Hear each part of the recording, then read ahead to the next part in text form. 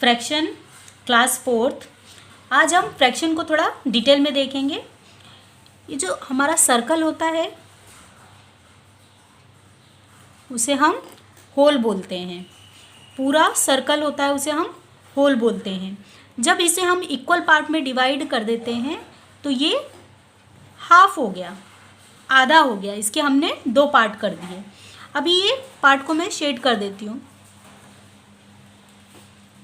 तो ये जो शेडेड पार्ट है इसको हम लिखेंगे 1, और ये जो पूरा सर्कल है जिसे हमने दो इक्वल पार्ट्स में डिवाइड किया है उसे हम कैसे लिखेंगे 1 2, मतलब यहाँ नीचे हम 2 लिख देंगे।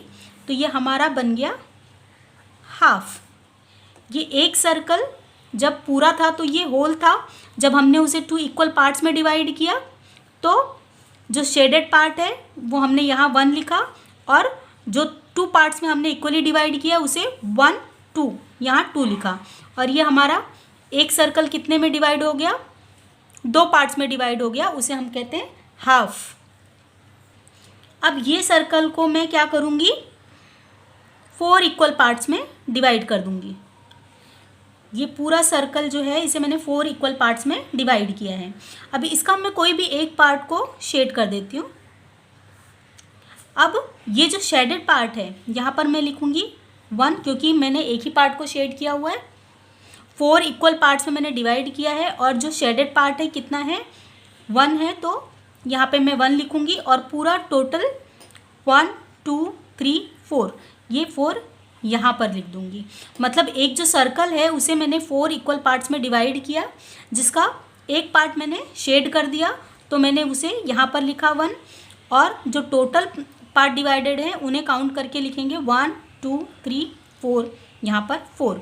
तो इसे हम क्या पढ़ते हैं, क्वार्टर पढ़ते हैं, क्वार्टर। ये हो गया हमारा क्वार्टर। अब मैं एक और सर्कल लेती हूँ जिसे मैं 4 इक्वल पार्ट्स में डिवाइड कर रही हूँ, और उसके मैं 3 पार्ट्स को शेड कर देती हूँ। 3 पार्ट्स को मैंने शेड किया, तो यहाँ पर मैं 3 लिखूँगी। और कितने पार्ट्स में हमने इसे इक्वली डिवाइड किया है 1 2 3 4, तो नीचे लिखूँगी 4।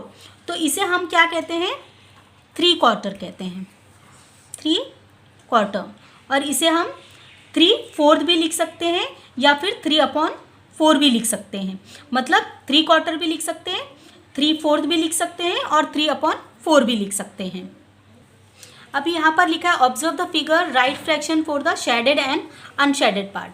शेडेड पार्ट मतलब जो शेड किया हुआ है, तो ये शेडेड फ्रैक्शन में हम इसे क्या लिखेंगे। अभी शेड एक ही पार्ट को किया हुआ है, इसके कितने पार्ट्स हैं 1 2 3 4, जिसमें से एक पार्ट को शेड किया हुआ है, तो मुँह पर क्या लिखेंगे 1। और टोटल कितने हैं 1 2 3 4, तो नीचे लिखेंगे 4। अब इसे हम कैसे पढ़ेंगे, 1/4 को मैंने सिखाया है आपको कि क्या बोलते हैं 1 क्वार्टर बोलते हैं, 1 क्वार्टर। अब अनशेडेड पार्ट मतलब जिसे हमने शेड नहीं किया है, तो इनमें कितने पार्ट है जिन्हें हमने शेड नहीं किया है 1 2 3, तो यहाँ पर हम लिखेंगे 3। और टोटल कितने हैं 1 2 3 4, मतलब ये पूरे कितने पार्ट्स हैं इसके, उनको काउंट करके हम कहाँ लिखेंगे नीचे। तो हम इसे 3/4 भी लिख सकते हैं, 3/4 भी लिख सकते हैं, और 3 क्वार्टर भी लिख सकते हैं। तो इसे हम लिखते हैं 3/4, 3/4। अब यहाँ पर शेडेड पार्ट कितने हैं 1 2, तो यहाँ पर लिखेंगे 2। और टोटल कितने पार्ट्स हैं इसके 1 2 3 4 5 6, तो यहाँ पर नीचे लिख देंगे 6। और इसे हम कैसे लिखेंगे, कैसे रीड करेंगे 2/6। अनशेडेड फ्रैक्शन में क्या लिखेंगे, अनशेडेड मतलब जो शेड नहीं किया है, जिसे हमने कलर नहीं किया है। तो कितने हैं अनशेडेड 1 2 3 4, तो यहाँ पर लिखेंगे 4। और टोटल कितने हैं 1 2 3 4 5 6, तो यहाँ पर नीचे लिखेंगे हम 6। और इसे हम क्या लिखेंगे 4/6, 4/ नीचे क्या लिखा है 6, तो इसे लिखते हैं हम 4/6।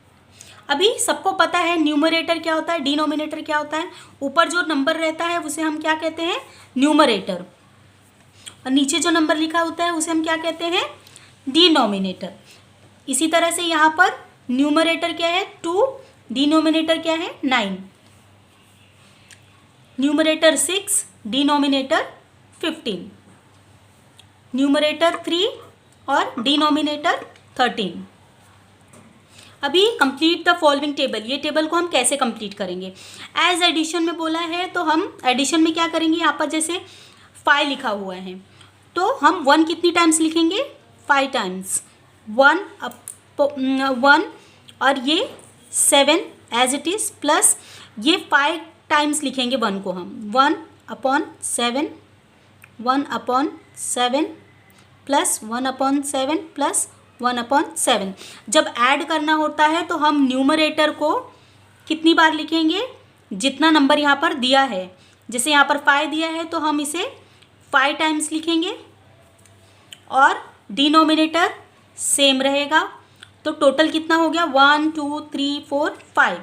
अब इसे हम कैसे वर्ड्स में कैसे लिखेंगे, 5 पार्ट्स ऑफ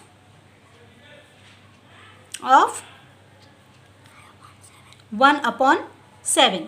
अब 5 तो 5 लिख देंगे, पार्ट्स मतलब यहाँ पर मल्टीप्लिकेशन बोला है, मल्टीप्लिकेशन का साइन लगाया हमने, फिर 1/7 जो 5 टाइम्स हमने लिखा हुआ है।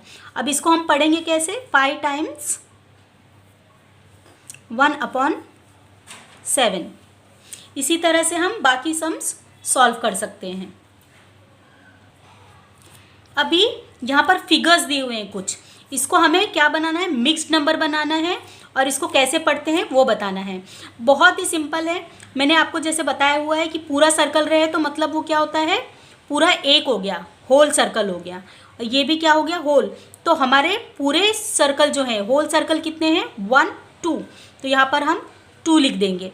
और जो पूरे सर्कल का जो एक पार्ट हमने शेड किया हुआ है वो कितना है, ओनली 1 है। कितना है, 1 है। और जो सर्कल होता है, जैसे मैंने आपको हमेशा सिखाया है कि एक सर्कल होता है जिसके हम 4 इक्वल पार्ट्स करते हैं, तो उसमें जो एक पार्ट शेड किया होता है वो वहाँ ऊपर लिखते हैं, और बाकी कितने बचे हैं पार्ट, 1 2 3 4, तो वो 4 नीचे। मतलब ये क्या हो गया हमारा, 1/4 हो गया, कि हमने एक पूरा सर्कल लिया था जिसमें से हमने क्या किया है, एक पार्ट को शेड किया है। और टोटल कितने हैं हमारे पार्ट्स, 1 2 3 4, तो ये 4 हमारा नीचे आ गया। और इसे हम कैसे लिखते हैं फिर, 1 2, 2 पूरे सर्कल हैं, होल है, और 1/4 हमारा कितना है, 1 है। तो ये जो हमारा ये नंबर पूरा होल सर्कल का होता है, और जो ये पूरा सर्कल होता है जिसको हमने इक्वली 4 पार्ट्स में डिवाइड किया है और एक पार्ट को हमने शेड किया है, जो हमारा क्वार्टर है 1/4 यहाँ पर लिखेंगे। और इसको पढ़ेंगे कैसे हम, 2 and a quarter। अभी यहाँ पर भी देखो कितना पूरा सर्कल कितना है, 1 2 3, तो यहाँ पर हम कितना लिख देंगे, 3। और ये जो हमारा शेड किया हुआ है पार्ट वो कितना है, वो हमारा 1/4 है। 1 2 3 4, पूरा 4 का कितना शेड किया हुआ पार्ट, 1, तो हमने यहाँ पर 1 लिख लिया। और 1 2 3 4 पूरा कितना है, 4, तो यहाँ पर हमने पूरा 4 लिख लिया। तो इसको हम कैसे लिखेंगे, 3 1/4, और इसे हम रीड कैसे करेंगे, 3 and a 1/4 को हम क्वार्टर बोलते हैं। तो क्या पढ़ेंगे हम इसे, 3 and a quarter, 3 and a quarter पढ़ेंगे इसे हम।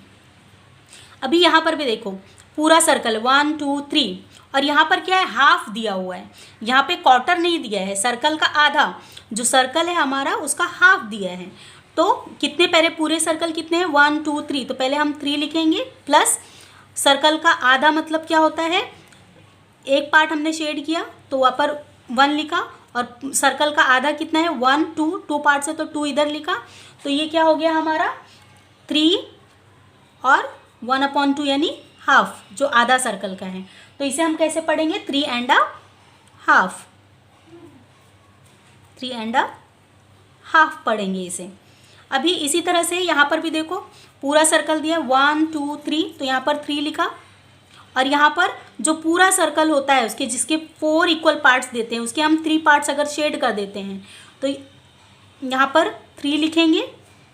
और कितने पार्ट्स हैं टोटल 1 2 3 4, तो नीचे 4 लिखेंगे।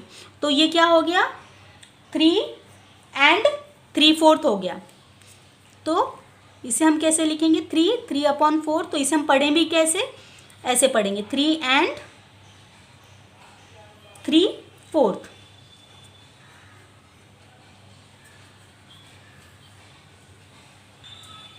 अभी 3 and 3/4 लिखा है तो बहुत ही सिंपल, 3 लिखा है 3 लिख दो, 3/4 मतलब 3/4।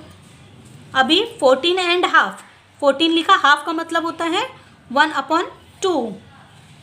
10 and हाफ, 10 लिखा है, हाफ का मतलब 1/2।